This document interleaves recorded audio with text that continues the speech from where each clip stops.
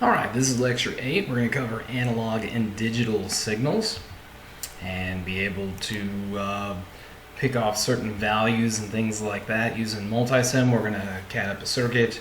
Then we're going to analyze the different parts of the wavelength. And we're going to go through all the different terminology and be able to see the logic levels and understand kind of the significance of looking at a digital signal or an analog signal. We will be tested on this as well, so you do need to know all the parts. Remember, you can always pause the lecture as we're going through it and make sure we're taking notes, okay? Because you will have a quiz on the lecture when this is over. So we can break everything down into kind of two different signals. There is a discrete signal, and I'll cover how that is different from digital and how they're together kind of as one. That one might be the one that's a little bit confusing, but if we have analog signals, those are always going to be very continuous. They're going to have an infinite range of values, and they are the most exact signals, analog signals. Okay, and we can transmit them much farther as well. So sometimes we take a digital signal, turn it into an analog signal, and then we send off that analog signal, and because we can transmit it farther, faster, and then put it back into digital. So your electricity, so through your power lines, that's an analog signal. It's a sine wave. And if you don't know what that is, we're going to get into sine and cosine waves eventually in engineering. You'll be able to understand those. Okay?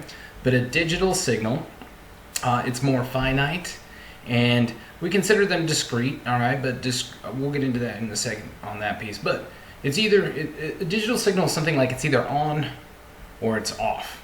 It doesn't vary, all right? So it's on or it's off when we do all of our basics. So it's not as exact. You cannot get as precise with digital. There's still, even if you use a thermostat or thermometer, it gets in there, it takes the analog piece and converts it to a digital signal for you. But the best example here, we got a digital thermostat in your room, like your family room downstairs or wherever you control your heat and your air. If it's digital, it's going to sit there pretty much probably right at 72 degrees. It's not going to give you an exact reading of what the actual temperature is in your room.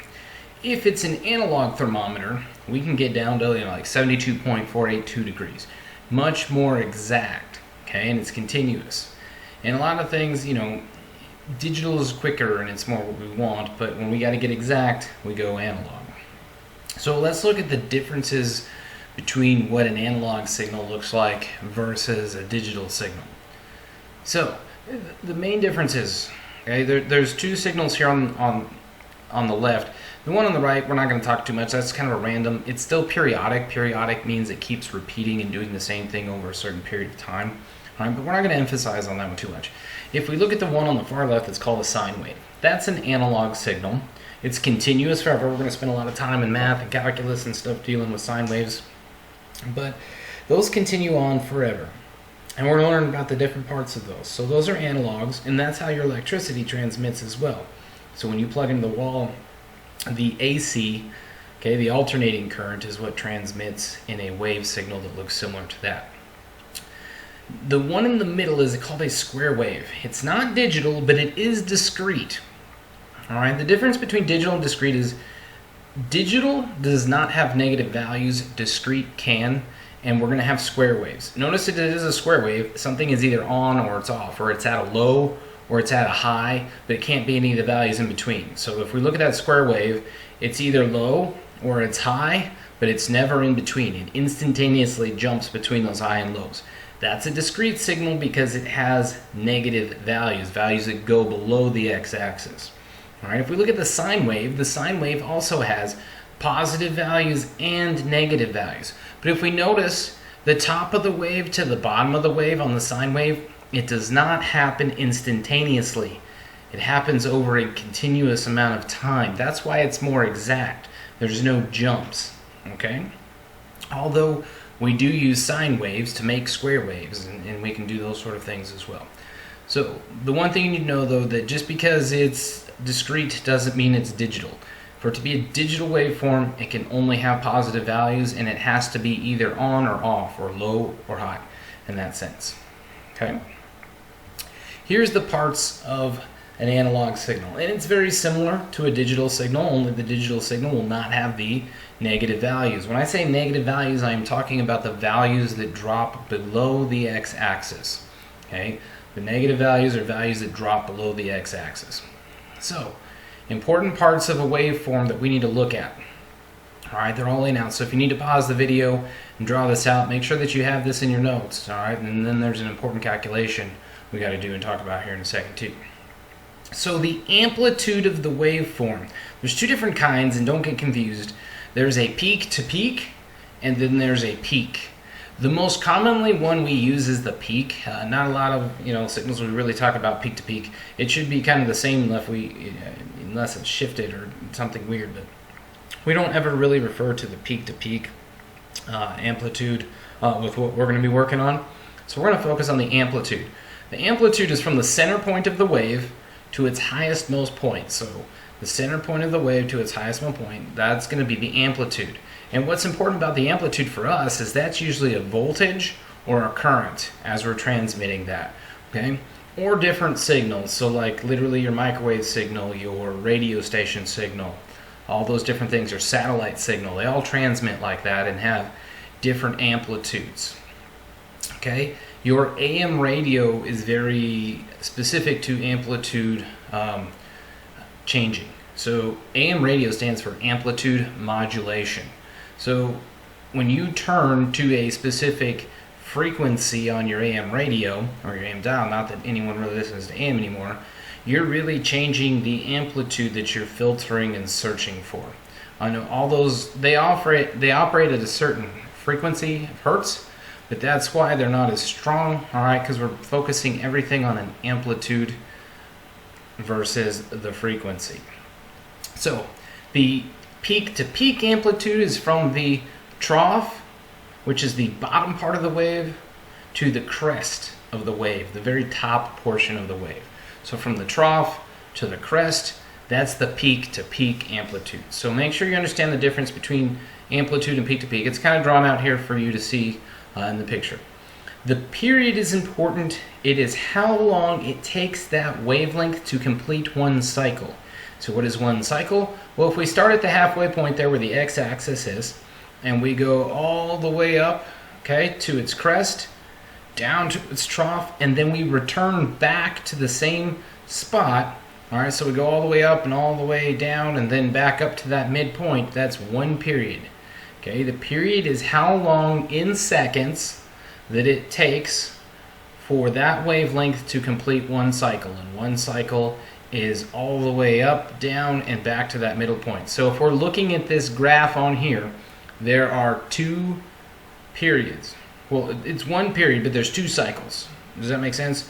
So this wavelength happens twice on here, but the period only refers to one cycle. And the period is important because that's how we calculate the frequency. We denote period with the capital T, all right? And it will be in time. T does not stand for time, it stands for the period in this case, but it will be in seconds. And this is how we calculate the frequency. The frequency is how many times that wavelength happens in 1 second, okay? So that's our hertz, okay? So we can take that wavelength and it can happen a whole bunch of times in 1 second. So when we start talking about frequency, we talk about like FM radio, frequency modulation, where you're adjusting all those different stations that you listen to. So if you listen to 103.5 or something like that, it's 103.5 megahertz. Remember, mega is 10 to the 6th. So that's a really, really fast frequency. And that's why that's why FM sounds better than AM as well, because it's a frequency that's oscillating very fast. Oscillating meaning going to its trough and crest, very, very fast. So we can sample that more times over in a period of time, all right, and that's what makes it more clear.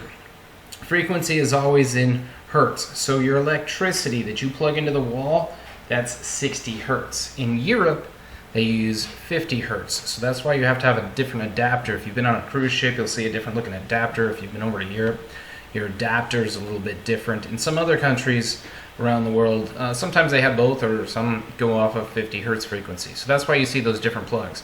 I think in Asia they even use something a little bit different. All right, so let's talk about digital waves now.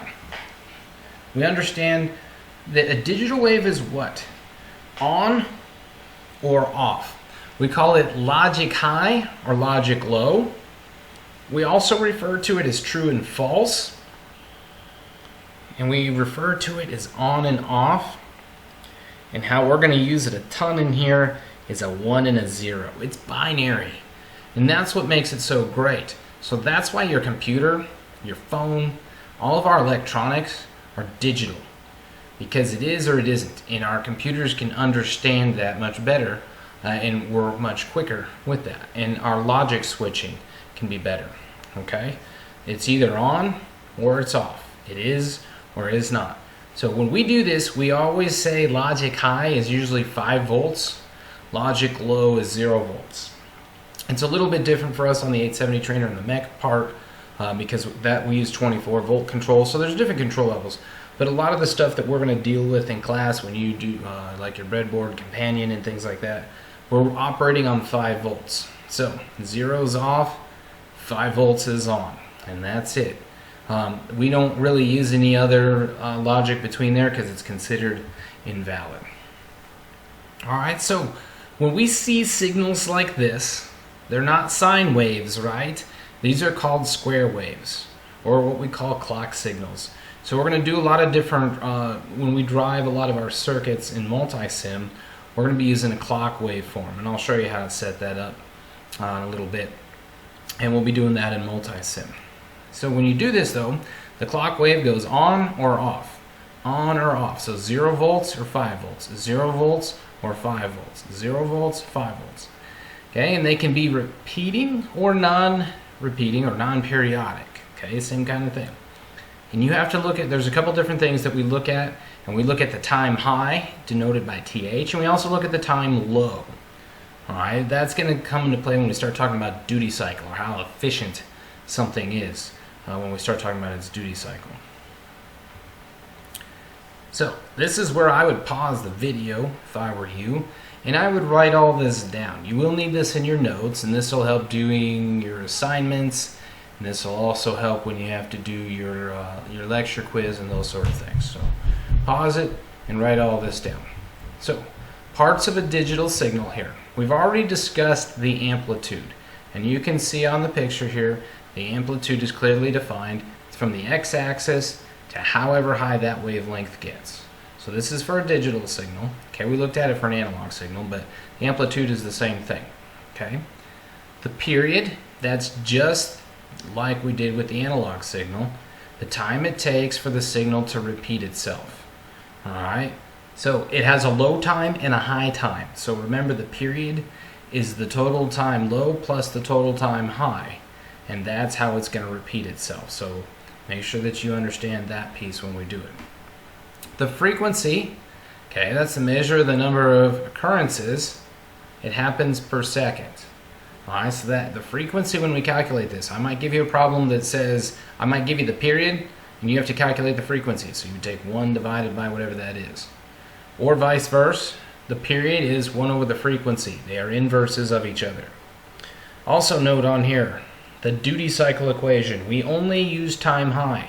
We take time high divided by the period times 100% to calculate the duty cycle. And we're going to go through some examples here, so eventually this will all happen. But the time high is considered when the signal is on, or when it's sitting at, in our case, 5 volts.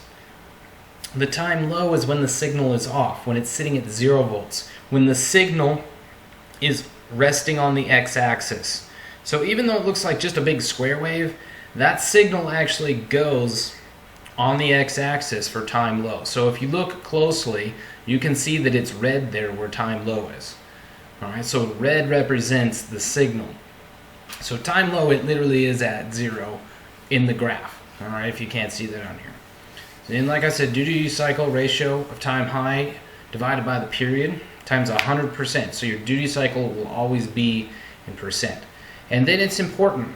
There's 2 other aspects on here. There's rising edge and falling edge. Both of those are how the signal transitions. The rising edge or falling edge. This is going to be important when we start talking about flip-flops.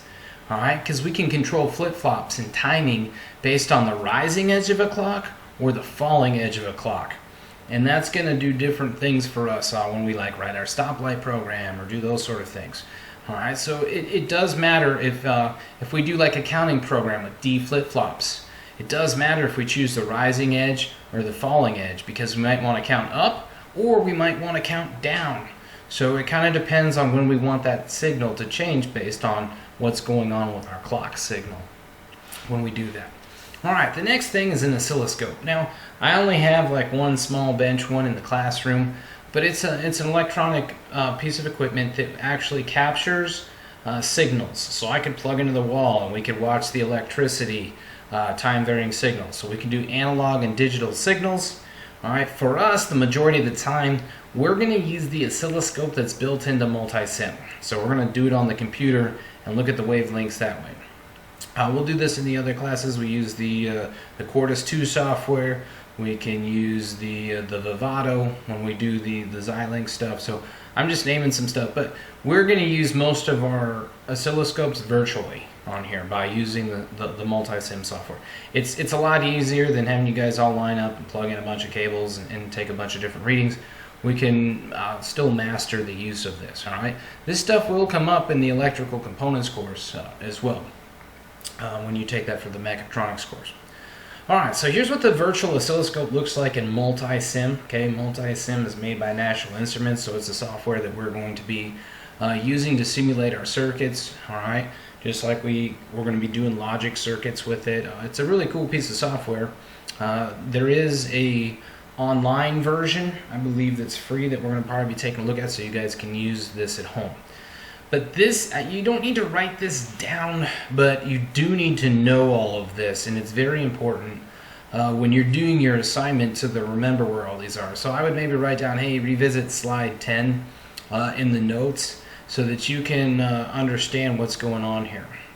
All right, so if we take a look at the oscilloscope, there's two different signals on here. All right, everybody, hopefully you can see the square wave and you can see the sine wave. Okay, with the oscilloscope, it looks like in the upper right hand corner, that's what it's going to look like when we click on it in Multisim.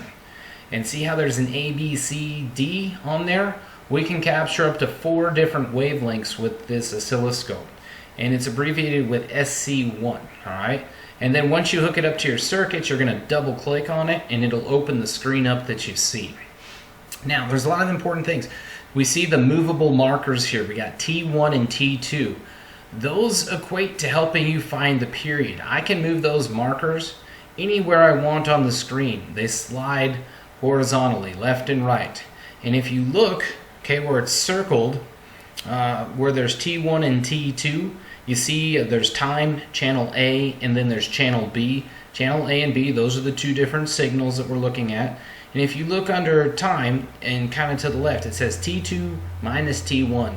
If you use those markers, that'll tell you where the period is. And I'm going to do a tutorial live so you can kind of see as it goes. I know it's tough to pull this off when we're just looking at a still frame on this, but I'm going to pull this off and I'll screen cap while I'm using Multisim so you guys can see it as well. And to look at the different channels, so we have those 4 inputs, A, B, C, and D. All right, we have the channel select, so you can click and it'll toggle to A or B or C if you want to move that specific one up and down. And how we move it up and down, all right, we have the Y position scale. So we're going to do like, in what you see here is 5 volts per division. So that means each box that you see in there, see all those little boxes kind of in the background of the graph, it means each one of those boxes is 5 volts high. All right, and then we can move the X position, which is time.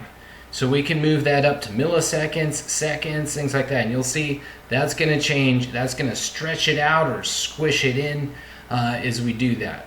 And then also, you see how there's X position and Y position? That shifts the graph over. So when we have multiple graphs and you have to look and compare 4 different signals, you're going to change the Y position. So in this particular case, it's selected to channel B. You can see the notch pointing to channel B there, the joystick kind of thing in the middle. And then if you notice, the Y position for channel B is down 1. So that tells me I already know that's the sine wave that's sitting there, because it's been shifted down 1 whole box length from the x-axis. All right, so that tells me it's shifted down 5 volts. This is just so that we can analyze the signal. And it'll make a little bit more sense as you guys kind of go through and do this. All right, so we're going to do a walkthrough example here, and then I'll show you how we do it in Multisim, and you'll kind of see the live version as well. All right, so we want to determine the following information using the oscilloscope, okay, as a tool to find the amplitude, the period, the frequency, the time high, the time low, and the duty cycle. The oscilloscope can help you analyze all of this. All right, so we're going to kind of break it down step by step here as we move forward. So this is the same signal. So I'm just taking this signal and we're going to break it down into all the different parts here. So to find the amplitude, okay, we're going to use the scale that's sitting on the oscilloscope. So you need to analyze one of those little boxes. See that box in blue? And how it points to the scale. So the X scale, that means that little box is 2 milliseconds wide, and that box is 2 volts high on the Y position. So that's where that's coming from. So we analyze one little box. That little blue box is not a part of the signal, but it's very important data that helps us analyze the signal. Because if we know that each box is 2 milliseconds wide and 2 volts high, that's how we're going to calculate the amplitude. So now if we look at the wavelength, okay, the square wave, that's the red signal up there, we count how many boxes high it is. And if you count, there's 1, 2.5 boxes high. That's our time, all right? That's our amplitude. So it's 2.5 times 2. Or we know that it's 2 volts plus 2 volts plus 1 volt.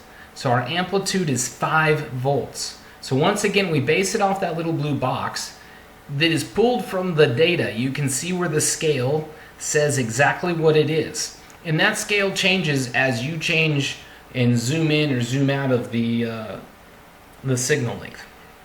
Now we can look at the period. Okay, the period is what? How long it takes to repeat itself. This is where the blue box comes in handy. Now the blue box is something that you have to pick off the screen. The oscilloscope does not draw the blue box for you. You have to see the little boxes, the dashed lines behind, and then count those. All right. But let's start all the way on the left and let's see how many boxes it takes for this signal to repeat itself.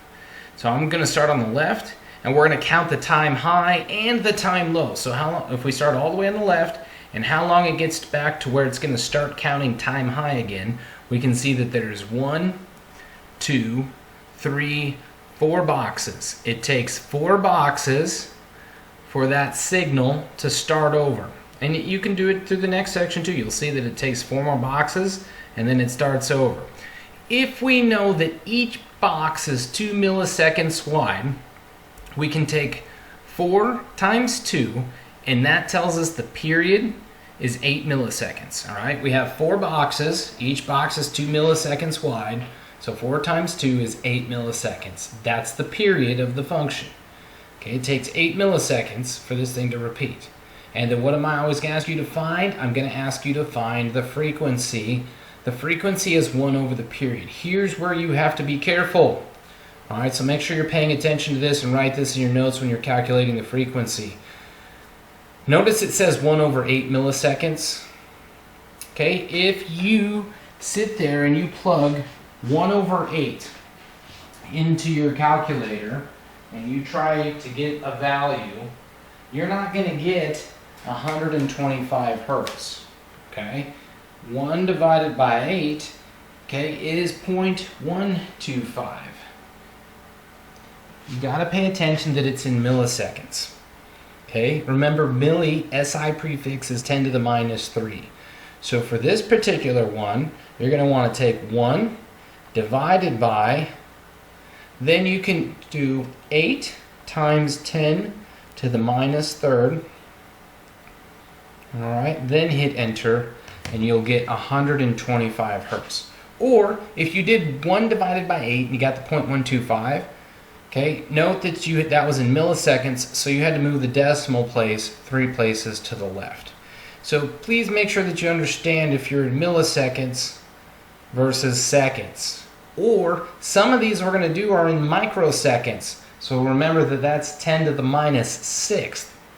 All right, so that will make a difference in what you're doing. Let's look at the time high. So the time high, that's how long that signal is sitting at 5 volts. We're going to count the boxes, okay, because we know how wide a box is. Or you can count the little tick marks and be even more exact.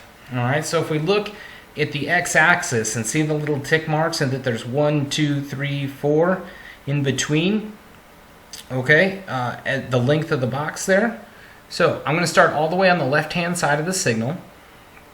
All right, and this over here, I don't know if you can see the cursor or not, but if not, we're going to go over this live with a working example so you'll be able to see it. All right, but I got 1 box, I got 2 boxes, and then I have 2 boxes and 2 tick marks. Well, if each box is 2 milliseconds wide, I'm going to get 4 and 2 tick marks, so 4.2. I'm sorry, 2.4. I got that a little backwards. There's each tick mark here. There's 1, 2, 3, 4 tick marks. Each one's worth 2. So 2, 4, 6, 8 before we get to the next complete box. All right.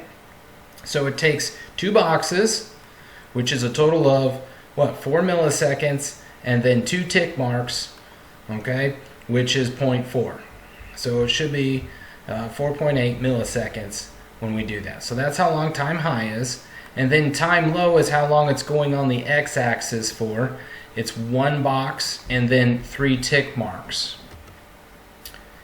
If that's hard for you to see, I'm going to show you how to use the tick marks up above in a little bit that we can move back and forth, and I will show you how to use the screen to do it for you as well. But in this case, we should see that time low is 1 box and then 1, 2, 3 tick marks.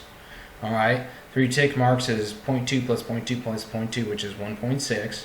All right, so we end up getting 3.2 milliseconds. Well, 4.8 plus 3.2 better equal the 8 millisecond period. So time high plus time low has to equal the period that we found on the previous slide that said it was 8 milliseconds. Okay, now lastly, duty cycle. We're going to take the time high, which is 4.8 milliseconds, divide it by the period, which is 8 milliseconds. You don't have to do any converting here as long as they're in the same units. You're going to have 4.8 divided by 8 times 100, and our duty cycle is 60%. All right, so hopefully if this is your first time through, you might have to watch this video a couple different times, and that's okay. Pause, rewind, write it down. It will really help you. Okay, so this is what I was talking about, how we can kind of cheat on the period and use the period markers instead. So notice the red and blue markers at the very top of the screen. We can slide those, and when they slide over the signal, they change colors. So I can set it up so I have T2 minus T1, and it'll actually tell me right there that that period is 8 milliseconds. You can also use those markers to help you find time high and time low. Okay? So in the bottom left-hand corner picture, that's our time high. We're using those markers. This is going to be much more exact for us too. And then on the upper right hand side, we're using time low. We're using the markers to find both of those. Okay? If there's questions, feel free to email me. All right, but right now I'm going to go ahead and we're going to do a little bit of a live session on the end of this as well. So go ahead and we'll pay attention and walk through how to use Multisim.